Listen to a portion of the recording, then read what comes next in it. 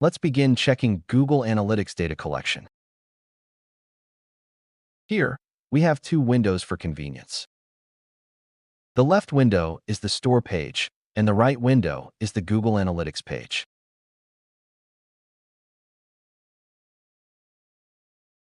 In the Google Analytics window, click Report.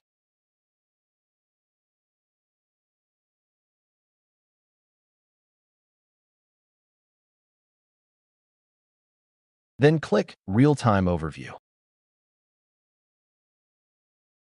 In the Real-Time Overview screen allows you to view the data collection system in real time.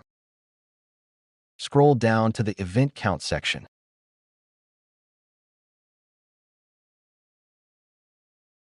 In this section, when a customer clicks to view a product, makes a payment, etc., the system will send a notification event to Google Analytics.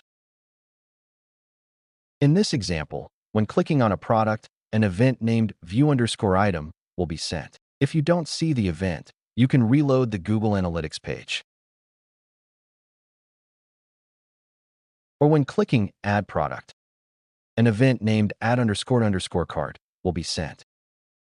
When Google Analytics receives these events, it means the connection is successful. Additionally, there are other events such as begin_check_out, which occurs when a customer proceeds with payment, and the purchase event when an order is successfully ordered.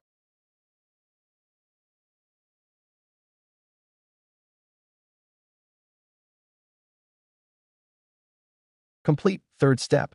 Test the connection to Google Analytics.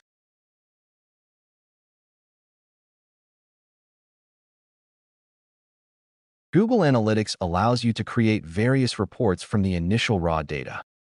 Click on Explorer to create them. Even more importantly, Google's AI Analytics Advisor chatbox provides significant support for in-depth data analysis, leading to more strategic business decisions. Take advantage of this.